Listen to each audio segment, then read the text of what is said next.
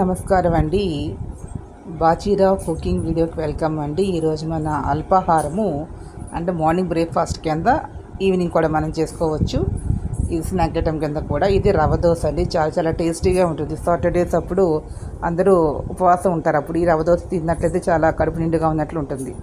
ఈ రవ్వ దోశ చాలా ఈజీగా, దీనికి పప్పు రూపవలసినటువంటి పని, నానబెట్టవలసిన పని ఏం లేదు. అప్పుడప్పుడు అనుకుని కూడా మనం ఒక అరగంట ముందర కూడా చేసుకోవచ్చు.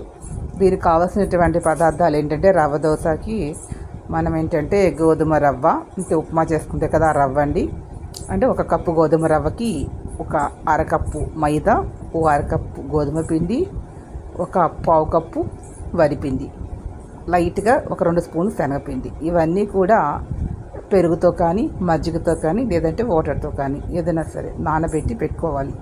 ఇందులోకి సన్నగా తరిగినటువంటి పచ్చిమిరపకాయలు, ఉల్లిపాయలు, అదేవిధంగా క్యారెట్, కొత్తిమీర, ఇవన్నీ కూడా పేస్ట్ చేయకుండా విడిగా లోపల వేసుకొని పెట్టుకోవాలి. ఇష్టం ఉన్నవాళ్ళు, కావాలనుకున్న వాళ్ళు పచ్చిమిరపకాయలు, కొత్తిమీర, అల్లము పేస్ట్ చేసి పిండిలో కలిపేసుకోవచ్చు. లేకపోతే పైన విడిగా సన్నగా తగిన అల్లం, పచ్చిమిరపకాయలు, ఉల్లిపాయలు, కొత్తిమీర సన్నగా తరిగిందంతా పెట్టుకుని, ఉల్లిపాయలు మాత్రం పేస్ట్ చేస్తే బాగోదు, పైన జల్లితే బాగుంటుంది.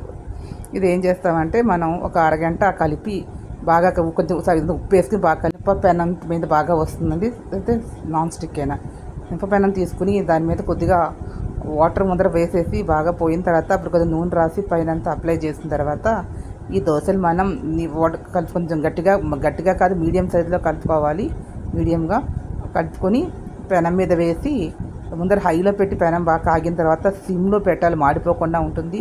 ఒక్కొక్క దోశ వేసి తీసుకున్నట్లయితే అందులోకి రుచికరంగా వెన్న వేసుకున్న చాలా టేస్టీగా ఉంటుంది. ఇష్టమైనటువంటి వాళ్ళు ఇలా ఉల్లిపాయలు కూడా పైన వేసుకుని తినచ్చు. లేదంటే మజ్జిగలో కానీ, పెరుగులో కానీ కీరదోస ముక్కలు, కొత్తిమీర పేస్ట్గా దాంట్లో ముంచుని కూడా తినచ్చు. చాలా ఇది కొత్తిమీర చట్నీ చేసుకోవచ్చు, టమాటా సాస్ కూడా చేసుకున్నా కూడా బాగుంటుంది. ఈ వీడియో మీకు నచ్చిన లైక్ చేయండి, షేర్ చేయండి, సబ్స్క్రైబ్ చేసుకోండి.